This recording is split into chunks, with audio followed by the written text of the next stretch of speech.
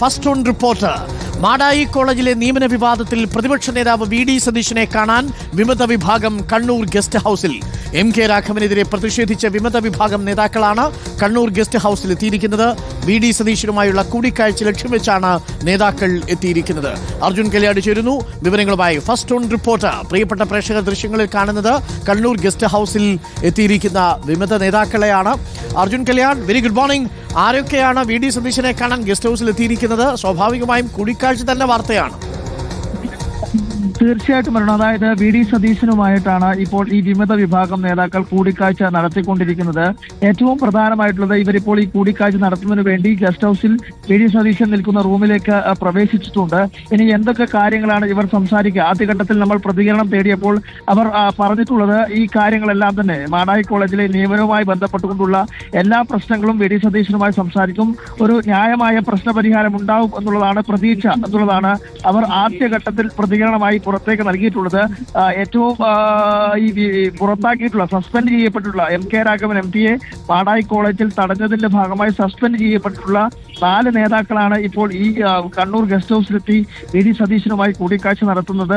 Kappadan Sasi, K P. Sasi, അതുപോലെ തന്നെ വരുൺ തുടങ്ങിയിട്ടുള്ള പ്രധാനപ്പെട്ട 4 നേതാക്കളാണ് ഇവിടെ എത്തി ഇപ്പോൾ വി.ഡി. സതീശനെ കൂടിക്കാഴ്ച നടത്തുന്നത്. ഇന്നലെ തന്നെ ഈ വലിയ പരസ്യ പ്രതിഷേധവും എം.കെ. രാഘവൻ എം.പിക്കെതിരെയുള്ള ഓലം കത്തിക്കൽ ഉൾപ്പെടെയുള്ള വലിയ പ്രതിഷേധത്തിലേക്കൊക്കെ കാര്യങ്ങൾ എത്തുകയും ചെയ്തിരുന്നു. ഡി.സി.സി പ്രസിഡന്റ് മാർട്ടിൻ ജോർജും ഈ കൂടിക്കാഴ്ചയുടെ ഭാഗമായി കണ്ണൂർ ഗസ്റ്റ് ഹൌസിലുണ്ട് എന്നതും വളരെ പ്രധാനപ്പെട്ടതാണ്. അതായത് ജില്ലാ കോൺഗ്രസ് കമ്മിറ്റി ഒരു നിലപാടെടുത്തിരുന്നു. അത് പ്രാദേശികമായിട്ടുള്ള ആ പ്രവർത്തകരുടെ വികാരം കണക്കിലെടുക്കണമായിരുന്നു ഈ നിയമനം നടത്തുമ്പോൾ എന്നതായിരുന്നു ഈ ജില്ലാ കോൺഗ്രസ് കമ്മിറ്റിയുടെ നിലപാട്. ഈ കൂടിക്കാഴ്ചയിൽ ഇപ്പോൾ മാർട്ടിൻ ജോർജ് കൂടി ഉള്ള ഒരു സാഹചര്യത്തിൽ സ്വാഭാവികമായും ഈ പ്രവർത്തകരുടെ താഴെത്തട്ടിലുള്ള പ്രവർത്തകരുടെ വികാരം പ്രതിപക്ഷ നേതാവിനെ അറിയിക്കുക, അത് കൃത്യമായ രീതിയിൽ പ്രതിഫലിപ്പിക്കുന്ന രീതിയിലുള്ള കാര്യങ്ങൾ ഈ പ്രതിപക്ഷ നേതാവിനെ ബോധ്യപ്പെടുത്തുക എന്ന് തന്നെയാണ് ഉദ്ദേശിക്കുന്നത്. കെ.പി.സി.സി പ്രസിഡന്റിനും സമാനമായ രീതിയിൽ കഴിഞ്ഞ ദിവസം ഡി.സി.സി പ്രസിഡന്റ് ചില കാര്യങ്ങൾ കെ.പി.സി.സി പ്രസിഡന്റിനെയും ധരിപ്പിച്ചിരുന്നു.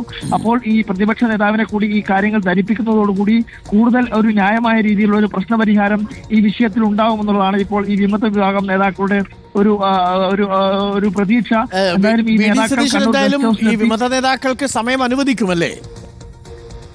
കേട്ടോ, അവരിപ്പോൾ കൂടിക്കാഴ്ച നടത്തുകയാണല്ലോ. അതായത് നേരത്തെ അവർ എത്തിയ സമയത്തിന് മുമ്പ്, അതായത് ഒരു 1-2 മിനിറ്റുകൾക്ക് മുമ്പാണ് അവർ ഈ കൂടിക്കാഴ്ചയ്ക്ക് വേണ്ടി വി.ഡി. സതീശന്റെ റൂമിലേക്ക് പ്രവേശിച്ചിട്ടുള്ളത്. കൂടിക്കാഴ്ച നടന്നുകൊണ്ടിരിക്കുകയാണ്.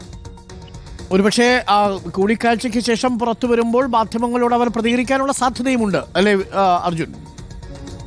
ആദ്യം പറഞ്ഞിട്ടുള്ളത് കയറി പോകുമ്പോൾ തന്നെ, അതായത് അവിടെ എത്തിയപ്പോൾ തന്നെ പ്രതികരണം ചോദിച്ചിരുന്നു, എന്താണ് ഇങ്ങനെ ഈ ഇവിടത്തേക്ക് എത്താനുള്ള കാരണം എന്ന രീതിയിൽ പ്രതികരണം ചോദിച്ചിരുന്നു. അപ്പോൾ പറഞ്ഞു ഈ മാടായി കോളേജിലെ നിയമന വിവാദവുമായി ബന്ധപ്പെട്ടുകൊണ്ടുള്ള പ്രശ്നങ്ങൾ, സംഘടനാപരമായിട്ടുള്ള ചില ബുദ്ധിമുട്ടുകൾ, കാര്യങ്ങളെല്ലാം തന്നെ പ്രതിപക്ഷ നേതാവിനെ ധരിപ്പിക്കുക എന്നതാണ് ഈ ഒരു കൂടിക്കാഴ്ചയുടെ ഭാഗമായി ഉദ്ദേശിക്കുന്നത് എന്ന കാര്യമാണ് അവർ പറഞ്ഞത്. പക്ഷേ ആ ഘട്ടത്തിൽ കൂടുതൽ പ്രതികരണത്തിന് തയ്യാറായിട്ടില്ല. ഇനിയൊരു പക്ഷേ ഈ കൂടിക്കാഴ്ചയ്ക്ക് ശേഷം പുറത്തേക്ക് വരുമ്പോൾ കൃത്യമായ രീതിയിലുള്ള ഒരു പ്രതികരണം നമുക്ക് പ്രതീക്ഷിക്കാവുന്നതാണ്. Okay, thank you. അർജുൻ കല്യാടാണ് വിവരങ്ങൾ നൽകിയത്. പ്രേക്ഷകർ കാണുന്ന ദൃശ്യങ്ങൾ കണ്ണൂർ ഗസ്റ്റ് ഹൌസിൽ നിന്നുള്ളതാണ്. വി.ഡി. സതീശൻ കണ്ണൂർ ഗസ്റ്റ് ഹൌസിലുണ്ട്. അവിടെ എത്തി ഇപ്പോൾ വിമത നേതാക്കൾ വി.ഡി. സതീശനെ കണ്ട് കൂടിക്കാഴ്ച നടത്തുകയാണ്.